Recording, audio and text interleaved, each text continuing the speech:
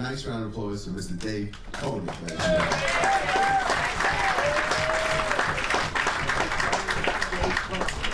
How about a nice hand for Stewie Stone? Stewie Stone. There he goes. The Jewish Ryan Seacrest. Stewie Stone. That's nice to be. I'm having a rough year. I turned 49-ish, and that's rough. I had to go in for hernia surgery. That's fun. And then I got an infection because apparently my insurance doesn't actually cover sanitizing the surgical equipment. It just covers rinsing off. That's a dividing line. That's when you notice things have changed. You hit your 40s, right? And in your 20s, you go out all night, you drink, you smoke, eat whatever you want, come home, catch an hour's sleep, you get up, you look great. In your 30s, you go out all night, you come home, catch an hour's sleep, you look like you've been out all night. In your 40s, you don't go anywhere, you go to sleep, you wake up, you still look like crap. I'm starting to hear certain phrases, little buzzwords I never thought I'd hear. I wear glasses when I'm not on stage. Recently, I went to the optometrist. He hits me with one of these. He says, "Yeah, you're about 6 months away from bifocals." Oh, you hear that? You fully expect to hear. And you're 12 months away from being spoon-fed tapioca by a Jamaican nurse. So I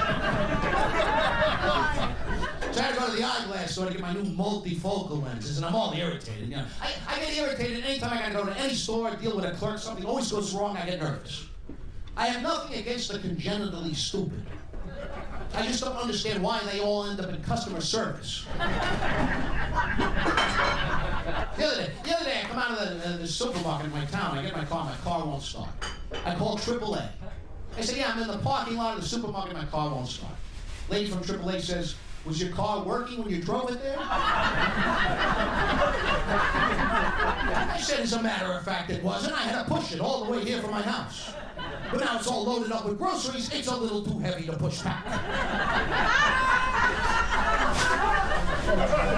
So I go to the eyeglass, so I just want to grab my glasses and get out, but you can't, because first I got to deal with the lady behind the counter, whose sole job is to take your new glasses and put them on your head.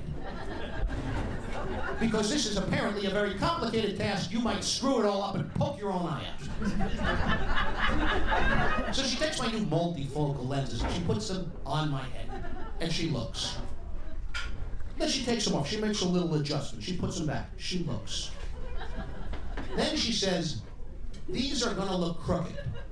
But it's not the glasses. It's you. You have one eye higher than the other. So I put the glasses on, shut up. I said, miss, could you take these back and straighten them out? She says, no, they are straight. It's not the glasses, it's you. So now I'm starting to lose it. I said, look, ma'am, now, you should know that when I start a sentence with the word ma'am, that means the volcano is about to erupt. It's like starting a sentence with all due respect. No one in the history of the English language has ever said anything respectful following with all due respect. It's always with all due respect, you should drop dead of cancer. No, that's good. So I said, look, man, I've been wearing glasses all my life. I've never had this problem. She said, sir, with all due respect, I've been selling glasses all my life. I've never had this problem.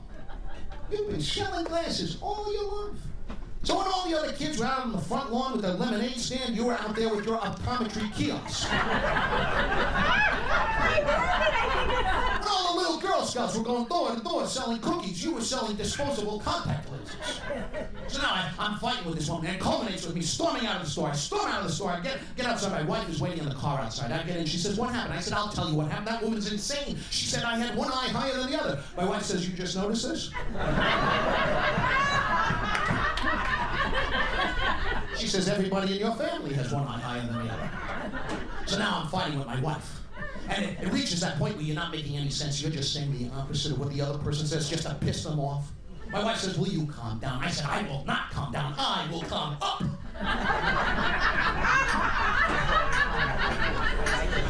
It culminates with me saying, that's it. Stop the car. I'm getting out. I'm walking. So she stops the car, I get out, I show her, I start walking, which I immediately regret because we're 6 miles away from home.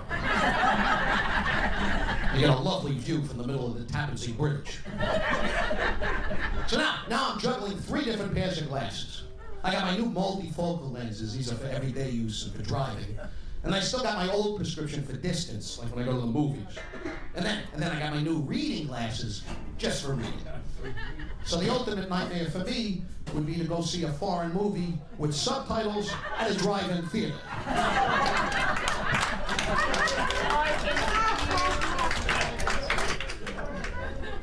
Next week, my wife and I celebrate our 21st wedding anniversary. Celebrate is probably too strong a word. That would imply a festive occasion. Married for 20 years, we have 4 kids. We'll probably do something exciting like stay up till 10 o'clock. Married for 20 years, never once cheated on my wife. Never cheated on my wife. Anybody get cheating on your wife? Show of hands. I was talking about this with a guy here in the club, an older comedian, very successful. You know, an older guy, I don't want to name him. He's kind of a ladies' man, you know. And he says to me, he says, hey Dave, he says, you're on the road, you're traveling around. He says, you ever get a little action on the side? I said, no. I said, who has the time? You know, just kidding. He said, oh, you can always make time for that. He said, why, when I was your age, I drive 1,000 miles to get laid. I said, yeah, but when you were my age, gas was 20 cents a gallon.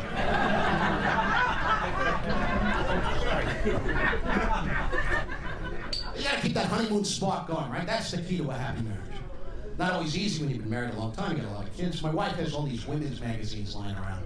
They all have these articles, you know, 137 hot sex tips drive your man crazy. 148 ways to drive your man wild, so he's climbing the walls and having a stroke.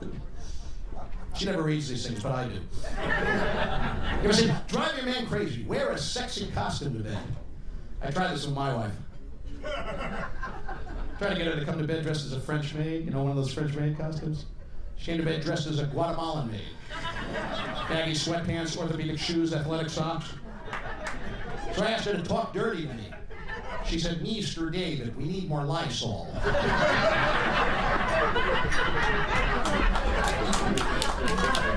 Then they say, try a little role playing. Pretend to be someone else. I tried this with my wife. I said, once, let's pretend. We'll play a game, something. I said, let's play Office. You can be the naughty new employee. I'll be the stern boss. Come on over here, sit on my lap. I'll give you a raise. So she reported me to Human Resources. Now she's suing me for sexual harassment. But here's the key to success in life. This is what it's all about. Find someone who will put up with you. That's it, right? Find someone who'll put up with you. Because it's a scientific fact. Married people live longer than single people. That's a scientific fact. And happily married people live a really, really long time. But then they die simultaneously. It's true, right? The phenomenon, old married couples married forever, one of them goes, the other one goes right after. It's like they can't live without each other, right? And that's true love. My grandparents were married for 72 years. 72 years. And then one night my grandma just passed away. My grandfather died 10 minutes later. It's true love. Granted, in their case, it was a murder-suicide, but still. You know the balls it takes to tell that joke in this room? Thank you very much.